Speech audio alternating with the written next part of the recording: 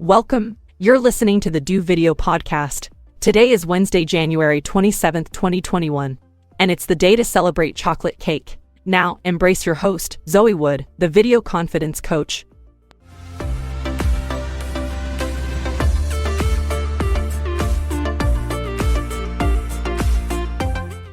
G'day crew, it's Zoe the Video Confidence Coach here, your guide to personal branding. And today is going to be, it's going to be more on the story rant time side than most of our other videos, which are useful tools, tricks, and helpful tutorials for you to build up your personal brand for those who are new to us. But today I just wanted to have an excuse just to do a story time, and through this story, hopefully you will learn from me and you will learn all those lovely things that I didn't do. Now, I want to preface going forward that these are just, part of life experiences. I'm going to be intentionally vague because I'm not even sure if this business still runs anymore, but everything that I'm about to describe to you is perfectly legal. Somehow, in some way, it's perfectly legal. It doesn't seem morally right, but it's legal. Yay. But that's why I'm just going to be vague about certain things and just to cover legally. Because again, I'm building a personal brand. Doesn't mean I have much money for lawyers. I know plenty of them, but doesn't mean I have money to pay for them just yet. All right, let's get started. You're listening to the Do Video Podcast. So let me take you into a lovely story of the day that I got threatened 14 times by random strangers on the phone for not really doing anything major. All right, so let me take you back, all the way back. So I was about just freshly 16 at the time. So I want to say 2011, somewhere around there. So I want to say 2010, 2011. Again, I'm not entirely sure what times. And around this time, as well as running my business, which of course I was doing while balancing high school, while trying to look for clients, but while also not having a whole lot of internet access, I also did a paper route. At the time, it was supposed to be a way of, it's guaranteed money, but also you're able to get out there and do exercise and all that good stuff. For any one of those, if any of those sound like something that you've heard before in childhood, don't worry, you're not alone. That type of mentality of do something that is physically labor to, get you moving, get you exercised. So with this paper round, at around about the 2010, 2011 mark, they had done one of their 2 yearly audits or something like that. And they decided that instead of paying you this amount for the amount of papers you're running, because we're going to give you more papers to cover more houses, and we're going to pay you less for it, for whatever the reasons. And at that time, I just thought, no, thank you. I lived in an area that was incredibly hilly. Like most of our hills were at least at I don't want to say a full 45 degrees, but they were pretty, almost vertical. And I had to push an entire makeshift cart that I made from an old pram to haul all my newspapers. Because at the time, being 15 or 16, I think I only just got my learner's license, nearing the end of my paper round. So I didn't even have a car for most of it. So all that happened. So essentially I dropped it being like, hi, cool, thanks. No, thank you. I'm not carrying on. And by the sound of it, a lot of people who were doing the paper round had the same experience of, hi, we're going to pay you less for more. And we're just like, okay, bye, we're just going to find something else. And at this time, where I lived and where I worked, I didn't have a whole lot of access to jobs. And there was a little bit of nepotism in the sense that unless you knew someone who knew someone, you weren't really going to get a job, especially if you were 16 and perceived to have no skills. Running a business didn't count for some reason. But that's just my bitterness getting in the way there. So essentially what happened was the same woman. This was like the fourth one that I'd gone to that time. So through my couple of years of running a paper round, the place to pick up the papers, or the drop-off point as it was called, had moved to 4 different houses over that 2 to 3 year time that I was doing papers. And this fourth woman, she gave out these flyers on our last pickup date, because you give your 2 weeks in and you do the last 2 weeks. And she gave out these flyers and information and started talking to us individually. This woman who we never really saw before, we just picked up stuff from her front yard and her garage. We never saw her before. But as soon as most of us were leaving, because we're no, thank you, we're not doing this anymore, she started giving out these flyers. And of course I was picking up my papers, so might as well take it with me. And reading it was about this business opportunity. Again, as a business person, even though I was 15 or 16 at the time, let's come up with the red flags here. And it was about delivering booklets for home shopping. So I said, that makes sense. My grandmother does it. It's something that I haven't heard before. And going through this, and there was on the flyer, I did a little bit of internet research while I was at school, and it seemed fairly legit.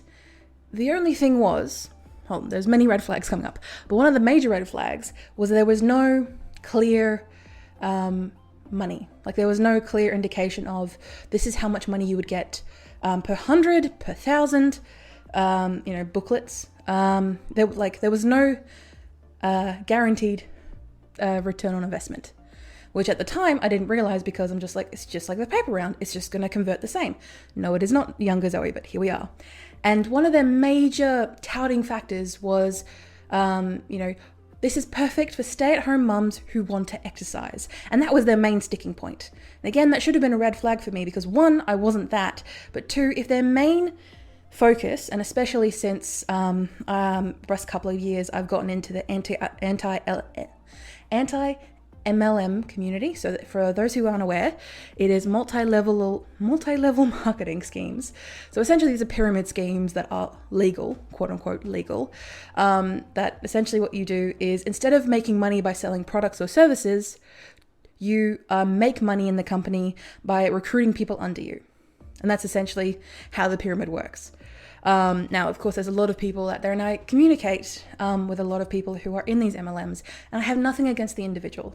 I have all the gripe against the, big people at the top who, make a whole bunch of money for just being the first ones into this very shitty company. And there's plenty of them out there in the world.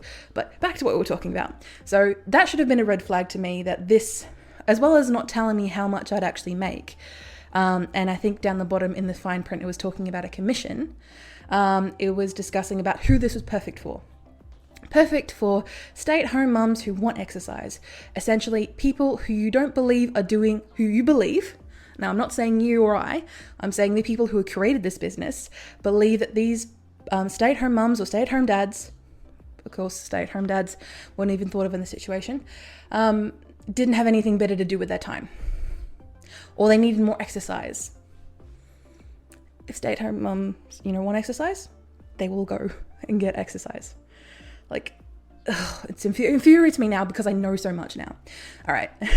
And we're already almost 10 minutes in here and haven't even got to the point. So, as we were going along, and I thought, okay, this is just going to be me converting my skills from newspaper to here. It doesn't seem like it's going to be that much. So I called up the woman at the drop-off point, who I'd never actually met previous to that week, and said, hi, my name's Zoe. I did the paper round for a couple of years, and I'm interested in this thing. And she's like, cool, here are the dates, here are the times, come here. I just need you to sign a contract before you go. Again, keeping in mind that at the time I was 15 or 16. I was not, it wasn't, and also, and as soon as she said that, and again, I had a little bit of, and I worked a little bit around it, because at that time I started my business when I was quite young, so I had to get my parents, whether they liked it or not, to sign almost everything, because I wasn't legally an adult yet. Even though I could do anything and everything, I wasn't legally allowed to do it, so I'm like, okay, cool. So I told her, hi, I'm 16, right? Don't my parents need to sign? And this was another big red flag that I should have seen at the time. Oh no, there's, and I can't remember exactly what excuse she gave me, but it was something to brush off, and I just went, okay, it's your thing, you know what to do. And again, that should have been a big red flag to me. So then, as I, went to the usual spot, again, we knew where it was, we picked it up. Picking up the booklets, they were all in these plastic little sheath bags, and these books were like a good 2 centimeters thick. And I was like, okay. And as she was there, she also had the newspapers that I used to be doing, but she paid a lot of attention to me. And what she was doing was she was explaining, okay, look, you've got these, you've got this thick booklet. So you've got 350 of these booklets. Okay, so that was around about the amount of papers I was doing. And here's the, area that you're covering, essentially the same that I was covering with the newspapers.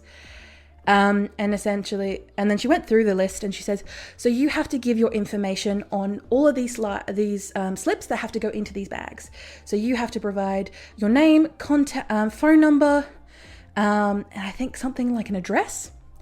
And again, at the time, that should have been a big red flag to me of, one, this information that I'm giving out. Again, I'm a 16-year-old. I am under the legal age. I'm giving out my phone number and my address to strangers in these little booklet things. So I was like, okay, cool. But again, I went with it because I'm like, at that time, there was, of course, there was the knowledge of stranger danger. But at this time, I was taking this information from a woman who seemed to know what she was doing. I'm like, okay, cool. So I went through it. And as you can probably imagine, signing your name, phone number, and address on 350 plus slips took a very long time. And she said, oh, I've purchased and I've invested in a stamp for mine. And she showed me an example of it. And again, this is my first time trying it. You expect me to have a stamp? So cool. So me and a friend at the time, we spent an afternoon just writing all the information down. And that took a really long time because, again, you're handwriting all these details. Okay, so then came the day. So I went out, put the booklets out. So you were explicitly told in the instructions to ignore the no junk mail sign. At the time, I should have seen that as a red flag, but again, it's a very big thing. And she did mention off the cuff before I left that, hey, this area we haven't, distributed for a couple of months. So we just need you to give the booklet to everyone. And then from there, you can see who wants it and who doesn't. I'm like, okay, cool. And then it was explicitly told in the instructions and in the contract to ignore the no junk mail signs that were on people's letterboxes. And now someone who does have that on their letterbox, I can understand the frustration. But what's going to come next, you're probably going to be a little bit shocked by. Or you might already know because I may have put this in the title of the video, on the title of the podcast, I should say. But let's get on to that, shall we? Do Video Podcast. So, essentially, this was done on, say, a Friday night, as per instructed. I delivered all the booklets, put it in the mailboxes, put it on people's door. No. I distinctly remember now. It wasn't in mailboxes. I had to put them on people's front doors. Yeah, that was what I was instructed. And then I did this, for this very large area, done, sat back, and just chilled. Then the next day was a Saturday, and I got up early, caught the bus, and I believe this was also on the school holidays, so Saturday school holidays, and I was spending the day with a friend who had received some pretty bad health news. So essentially, a couple of days before, this was a very good friend at the time, she'd received some, obviously I'm not going to say it, but some pretty bad health news that, was pretty impactful. So I said, look, let's just go out, let's, sit in the park. It's going to be a good day on Saturday. We'll just sit and talk and relax. And so there we are, sitting in this, in the Johnson Park in Geelong. We're just sitting there talking. And as we were talking, and as I was listening there, doing my best just to listen to her and be there for her, because it's a pretty stressful time for her, I kept getting these phone calls.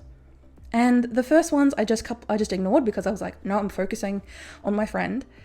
But it was getting to the point where I was getting 2 or 3, and I'm like, I'm sorry, I really need to pick this up. Maybe it's all from numbers I don't know, but maybe it's my parents or friends, or I don't know, but do you mind if I...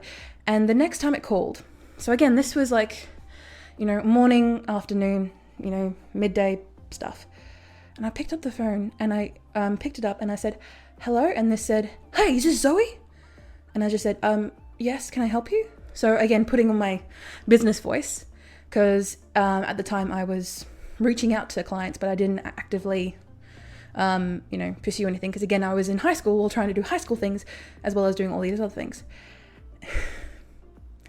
And the reason this is a little bit difficult to say, because again, I do not want to swear as much as I probably do on my podcast or on my videos, but you can just hear this full-grown male voice screaming at me through the phone about, how this booklet was, on the front door and all these things. And it was just screaming. At the time, I was just like, a 15, 16-year-old. And I remember at the time, this was like back in the day when I had a Nokia. So I had like this like indestructible little Nokia brick. And I just remember just not being able to get a word in, because all this large male voice was saying was just screaming at me at how I was a pathetic human being, of how terrible I was, of how I should never have done this, and all these things, all for a booklet that was on your front door. And again, I completely understand now that I am older and I've had this experience, and having people drop things on your front door is kind of scary, but also just really off-putting, especially if they're trying to sell you something. But I was instructed to do this. I was instructed by people at the time that I trusted. And again, I'm not making any excuses, because I'm the one that decided to take on this job. Well, at the time I thought it was a job. But he was not the only one. And after I had listened to this man rant on me through the phone, and again, my friend is sitting right across from me, across the picnic blanket on a sunny day, like staring right across from me. She could see that I was literally crumbling and shaking because, yes, this full-grown male is literally screaming at me for a book that may or may not be on his property. So there was all this, and I'm like, and then after I finished that, after he had got it all out of his system, he said, "You got that?" And I just said, "Yes." And then he hung up the phone, so I stopped. And I was like, okay. And again, my friend, may I remind you, I was there for her. I was there for them. I was supposed to be there to help them, to make them feel better. And I looked at all these messages, these text messages that I was getting on my phone, and it was just all these terrible things being said to me, again, because my name and my number and my address was on the freaking slip. So then over this day, I looked at the messages, and I listened to a couple of the voicemails, and it was the same thing from angry people, just very different things, of just these people just screaming at me. And I was trying my best just not to think about it. And again, eventually I just turned off my phone, and I was pretty much in a ball crying. Because again, yes, it was a situation that quote unquote, I had put myself in. But again, I was 16. I was under the legal age of an adult. I had given my personal information to these people. And on that day, I was not there, because I was there with my friend, who then had to comfort me for the rest of the day. And they had actually come to my house. They had come to my house with this, bag and this stupid freaking book in hand, where I think it was either my father or my mother had answered the door. And I do distinctly remember my biological father mentioning that, as soon as he came to the door, these people kind of stood back because, he's big. But their reaction to him was very different to the way that they acted to me on the phone. And it was happened multiple times, that they came to my house to drop this off and just yell at, my father or mother who was there. So eventually, after I had turned my phone on, after all that situation, been able to compose myself, I called the manager and said, look, this is what is happening. I've received like 8 calls by this point, and multiple texts of people threatening me and because of this stuff. And she's like, oh, this has never happened before. Are you sure it's because of this? Big whooping red flag right there, like bam, bam, bam. That is that is, yes, you can be surprised that type of thing was just like, you've heard this before. You've heard of people doing this before. So yes, after that day that I'd composed and felt a little better, and again, my friend who I was there to support, I remind you, I was there to support her, had, made me feel better, done all that. And even, I was pretty much shaking by the end of the day. And my parents had called me as well. So I got back to them straight away and they're like, what the hell is going on? What did you do? And I said, this is what happened. You drove me to this place. I told you about it and you said it was fine. Again, I didn't really run much past my parents. But again, with their all wisdom, they said it was fine. But I still had to go and finish the job.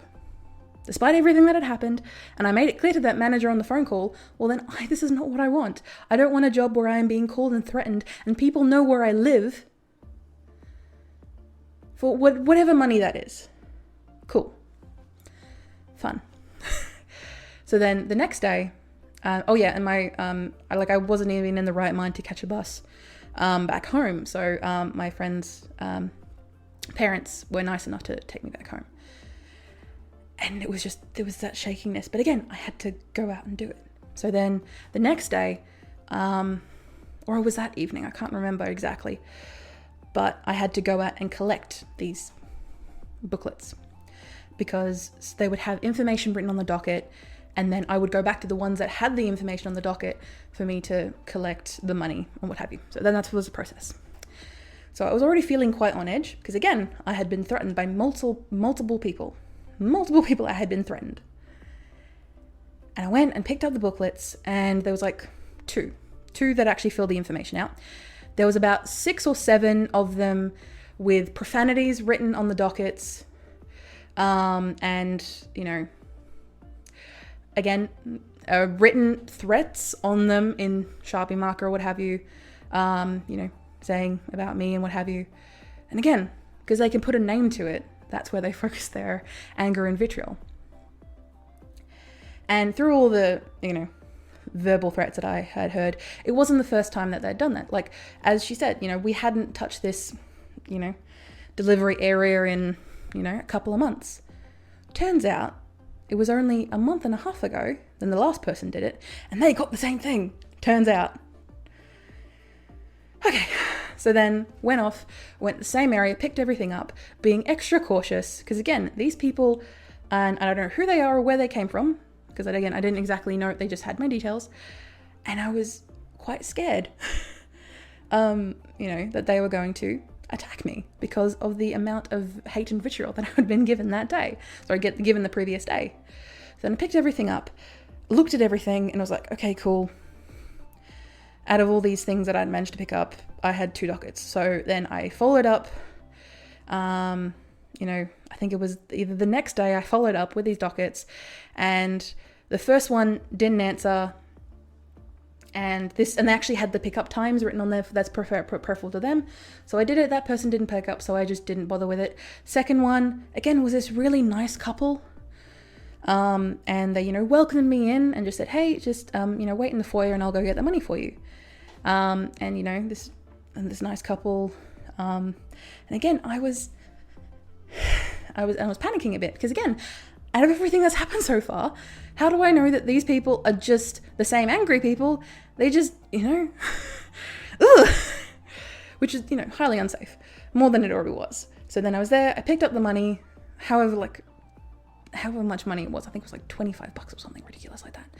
And then I got it, and then cool. And then I went back to the drop-off spot or what have you and handed back over the information.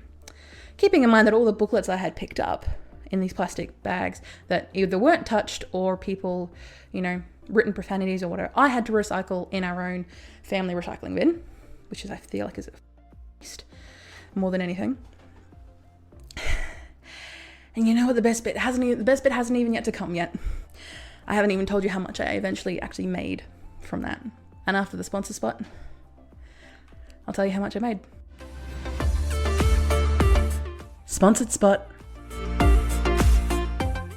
If you are enjoying my lovely rant so far and experiencing or feeling any of the feels from this, or if you have had this experience in your past, feel free to reach out to me on my DMs on Instagram or on Facebook or whatever suits you. Feel free to reach out to me. Not in a salesy way, just in a camaraderie way. If you've ever had this experience yourself, feel free, because there's been a few people I've come across in my real life that have had this sort of experience, but not to the extent that I had. And if you have enjoyed so far, if you've listened or watched me so far, feel free to subscribe to the Do Video podcast, where we have 3 episodes a week, revolving around everything about building your personal brand, about building your business, and all those good things. So let's get on to the fun bit, shall we? You're listening to the Do Video podcast. Okay, are you ready? Okay, so I'm going to ask you below, so a little bit of action for you, either if you're watching this on YouTube, or if you're watching this on my website, or if you're just listening to this on your podcaster, why don't you, go to the comments below on your podcaster catcher of choice, or even just, go to social media where our post is. And I want you to comment below on how much I managed to make for the 9+ hours of work. So again, keeping in mind that I had to also pick up and drop off the booklets, both in the area of physically doing it by hand, as well as going by a car to pick and drop them off. Sorry, pick up the booklets and then drop off the money. 3, the actual being me, listening to people threatening me over the phone, and all that lovely stuff, as well as not to forget the multiple the afternoon that me and my friend, 2 people had to take just to sign our information into those, sign my information into those dockets. So keeping that all in mind, 9+ hours, of course, it probably would have taken more because it was my first time doing it, and it will always take longer than you think. But I'm imagining around 9 hours, give or take. I want you to comment how much money you think I made. For all of that. All of that. Drumroll.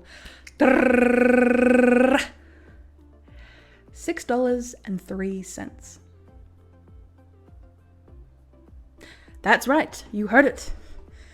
$6.03 for over 9 hours plus work, being threatened 14 times by multiple people. All of this physical labor and emotional labor, not to mind you, for a commission of $6.03.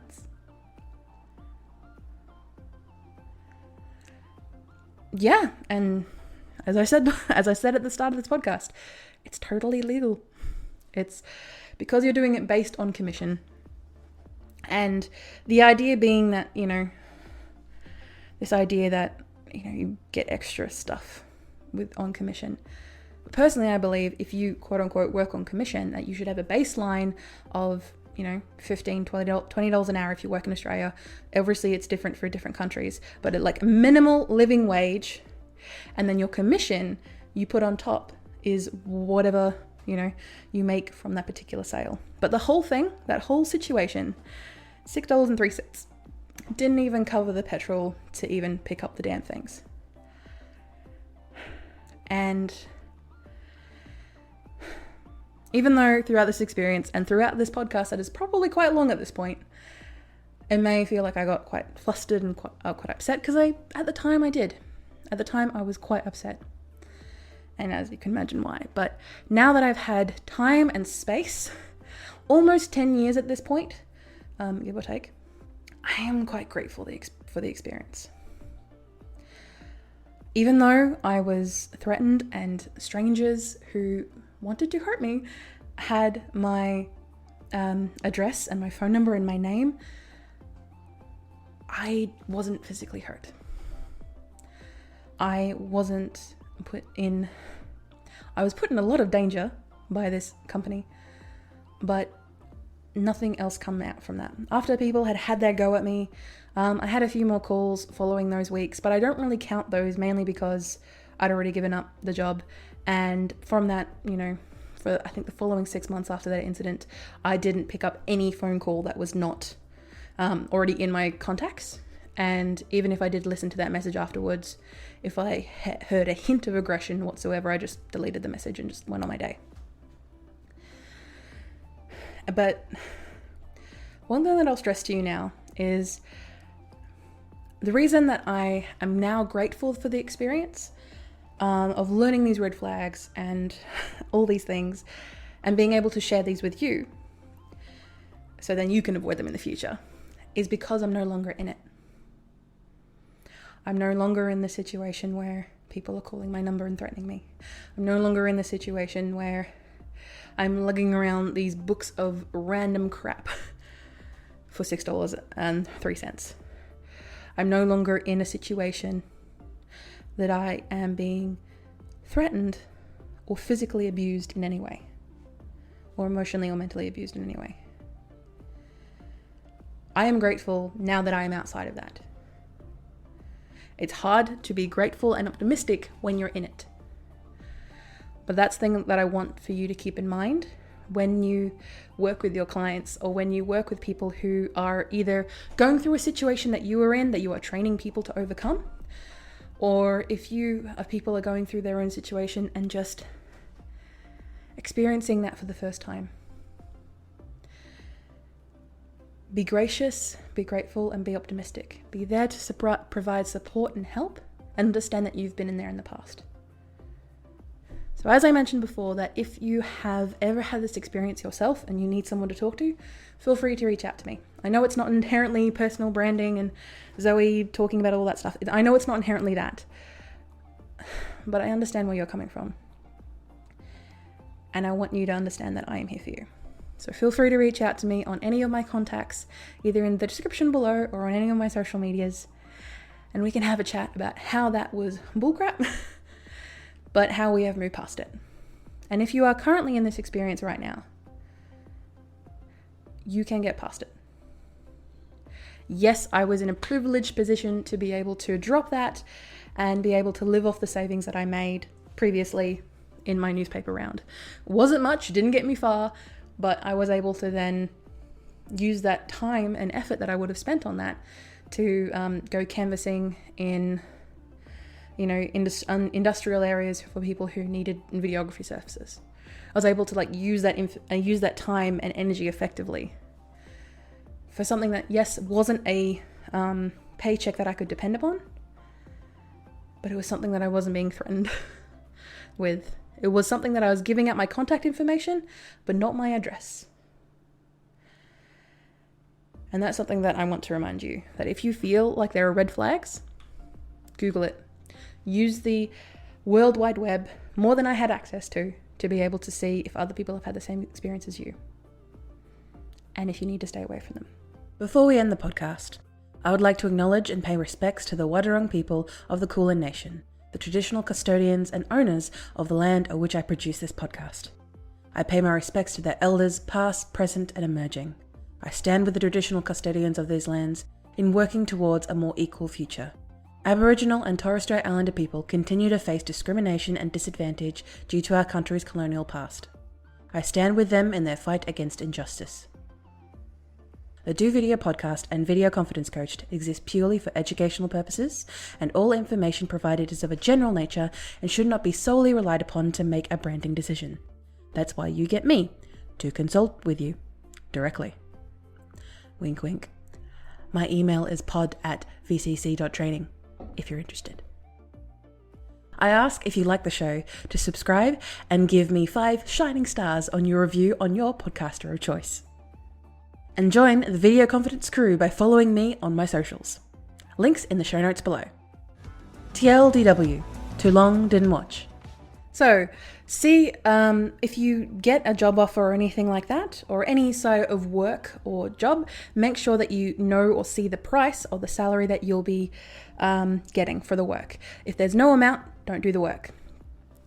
Have a clear port of call for any issues, updates, or changes, like a manager or even a manager. Have someone above you that you can talk to when things go wrong, because if that person above you is not helping, someone above them is going to help. And if you don't get clear answers to your questions, walk away. If they are being obtuse in any way, you walk away. What's next? Thank you so much for listening to this lovely rant and looking how much time it's taken. Ooh, it was a rant. But as I said, if you feel like you have experienced this type of thing in any way, feel free to reach out to me. I don't believe I can actually help you with any of the physical, mental, or anything like that. But if you need a friend who experienced the same thing as you, feel free to reach out to me. The one thing that I would like you to do next is to check out the video, the facts about standing out where using your personal brand.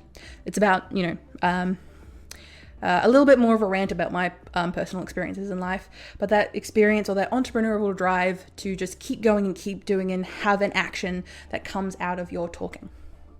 So if you ever have that experience as well, why don't you check out that video? All right, I will hear you guys, you'll hear me. I will see you guys, you'll see me next time, and hopefully the next time it won't be a rant. All right, bye guys.